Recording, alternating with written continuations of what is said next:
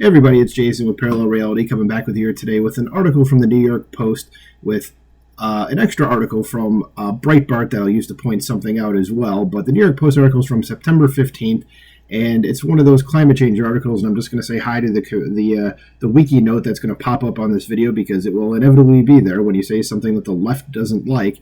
And it's about climate change because I've always been a skeptic when it's come to climate change because nothing ever seems to work out for the people that say climate change is real in terms of like stuff like this. So it says, Shrinking Island, Vanishing Polar Bears, the climate scare stories that turn out to be false. It's by Bjorn Lomborg, who's one of the guys that's like, you know, kind of, if you listen to him, he's just kind of like, yeah, we can definitely do more to help the planet, but he's like, the climate change stuff is BS.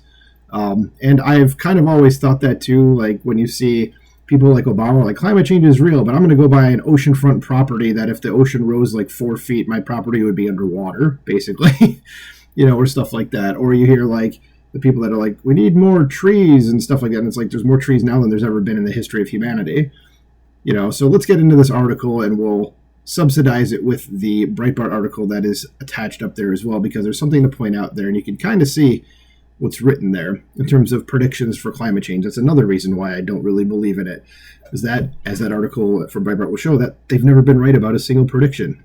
So let's go into this. It says, looking back on more than 20 years of climate agitation, two themes emerge: a stubborn unwillingness by campaigners to acknowledge any inconvenient science, and ever-shifting favorite stories, first elevated and then dropped by the wayside. Sorry, I suddenly got a little bit of the hiccups. That's why I'm pausing there kind of weirdly, so apologies for that. Let's go on. There's the one constant, a fixation on scaring the public, which has in turn shaped bad climate policies. At the start of this century, the polar bear was the emblem of the climate apocalypse. Protesters dressed as polar bears, while Al Gore's hit 2006 film An Inconvenient Truth shows a sad, animated polar bear floating away to its death. Then the Washington Post warned that polar bears faced extinction, and the World Wildlife Fund's chief scientist even claimed some polar bear populations would be unable to reproduce by 2012. And then in the 2010s, campaigners just stopped talking about polar bears. Now, before we go on, I want you to ask yourself, why did they just suddenly stop talking about polar bears? What could have possibly happened that would make them stop? Did the polar bears go extinct? Is that it? Are they done? What could have happened? I don't know. Let's find out. So why? So this is because after years of misrepresentation, it finally became impossible for them to ignore a mountain of evidence showing that the global polar bear population has increased substantially from around 12,000 in the 1960s to around 26,000 in the present day. This is the main reason people are hunting a lot less polar bears. Well, that'll certainly help the population rise, that no one's purposely killing them. The same thing has happened with depictions of Australia's Great Barrier Reef. And I remember seeing things about that too, where they're like, it's going to be gone and useless like soon. And then it's like, whoops, we're wrong about that too. Says for decades, campaigners shouted that the reef was being killed off by rising sea temperatures. After extensive damage from a hurricane in 2009, official Australian estimates of coral cover reached a low in 2012. And I remember seeing that as it happened in this next part too, that the media was flooded with claims of the Great Reef Catastrophe, and scientists predicted the reef would be decimated by 2022, otherwise known as 2 years ago. So The Guardian even published an obituary, because the Guardian's gonna Guardian. As the latest official statistics show a completely different picture. For the past 3 years, the Great Barrier Reef has had more coral cover than at any point since records began in 1985, with 2024 setting a new record. So you see how these folks are pretty much constantly wrong about everything, just based, I know it's only 2 examples, but there's going to be more. It says the good news gets a fraction of the coverage that the scare stories did. An often recurrent climate story has been the alleged drowning of small Pacific islands due to sea level rise. In 2019, United Nations Secretary General Antonio Guterres flew all the way to Tuvalu for a Time magazine cover shoot. And that guy needs to resign and F the United Nations. We need to dissolve it. He's wearing a suit. He stood up to his thighs in the water, demonstrating our sinking planet. The accompanying article warned the island, and others like it, would be struck off the map entirely by rising sea levels. And I wouldn't believe anything from Time. They've been ideologically captured. So, yeah.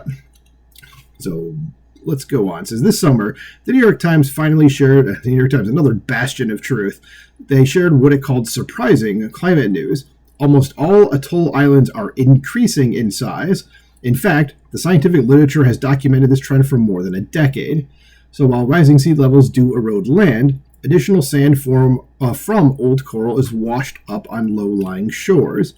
Extensive studies have long shown this accretion is stronger than climate-caused erosion, meaning the land area of Tuvalu is increasing. So it says climate change is real, it is man-made, it is a challenge that needs sensible policies. I totally agree with that. And like I've said, I mean, I never really thought climate change was fake. Of course it's real, and of course it's man-made, but it's like, if you're going to do something to help the planet, like, that's fine. Make products like Elon's doing with Tesla that are better for the planet, don't damage it as much, not a problem. Never going to argue with that. But it's like, this is some of the stuff that these folks believe, these like climate change cultists, is like completely overboard.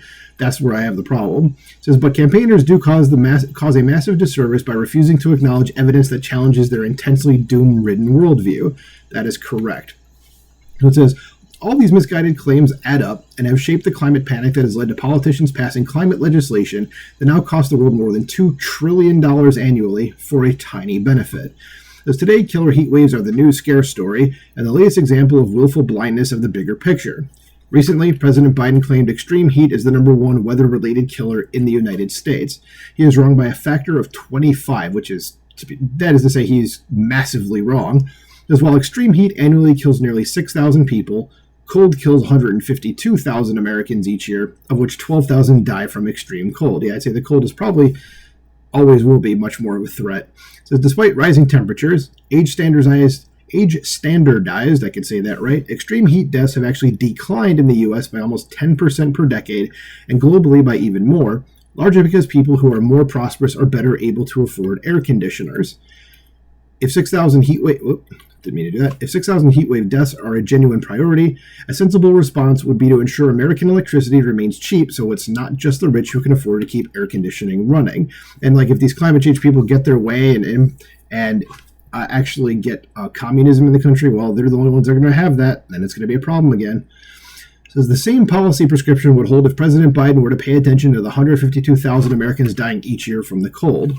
Strokes and heart attacks spike when older people can't afford to heat their homes through winter. Sadly, rather than keeping energy costs low, a lot of climate policy does the opposite.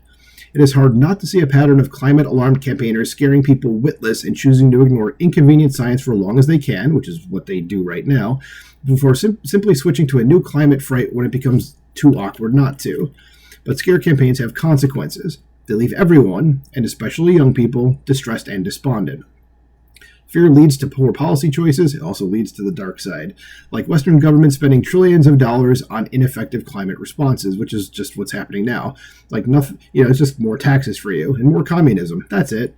As they erode the public trust, like when emphasizing heat deaths because they fit the narrative, while ignoring much greater numbers of cold deaths. Telling half-truths whilst piously purporting to be following the science benefits activists with their fundraising, generates clicks for media outlets, and helps politicians rally voters, but it leaves all of us poorly informed and worse off.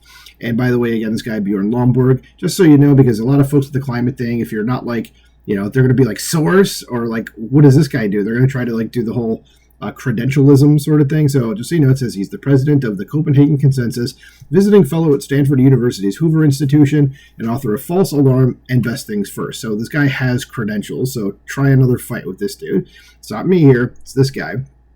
But it's an excellent article, and he's right about all this stuff. But I did want to go ahead and go into this Breitbart article by John Nolte, who I've made my affection for before. I'm not going to go through this whole thing, but I'm just going to show you this part right here. It says, list of doomsday predictions climate alarmists got right. Basically, there's none. Okay, it says, here's a list of all the predictions that they got wrong. So starting in 1967, and just going through here, I'm not going to read all these either, but this article is linked below. You'll be able to check it out yourself and just kind of go down here and see all this stuff. I remember a bunch of this as a kid. I remember the acid rain scare. I'm still waiting for it. That was in the 80s. That was the decade I grew up in. And like all this stuff. I mean, you can't go through everything here and see all this stuff that they said is going to happen when none of it's happened and still say that this is an actual thing. I mean, if they made one prediction, you might be like at the very beginning go, oh, okay, this might end up being a problem.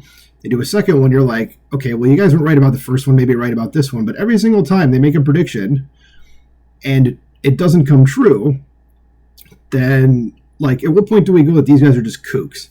Like, they're basically they should be treated as the boy who cried wolf. Okay, that they're saying, oh no, this is going to happen. Everybody's just going, oh, shut up.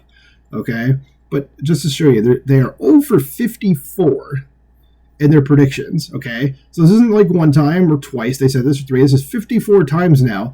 They're saying a wolf is out there in the forest, and the wolf is going to come and eat us all. And there's people out there still go, oh my God, it's out there. We have to do something. Instead of going, really? We're still doing this? Like, okay. So that's kind of how I feel about it, is like, if you guys make one prediction that even remotely comes true, like, let us know. And then let's stop, like, trying to import communism or make life worse for people with more taxes or anything like that when you guys have never been right about anything. So that's how I feel. So let me know what you think about this in the comments below. Like, share, subscribe, and I will talk to you soon. Bye.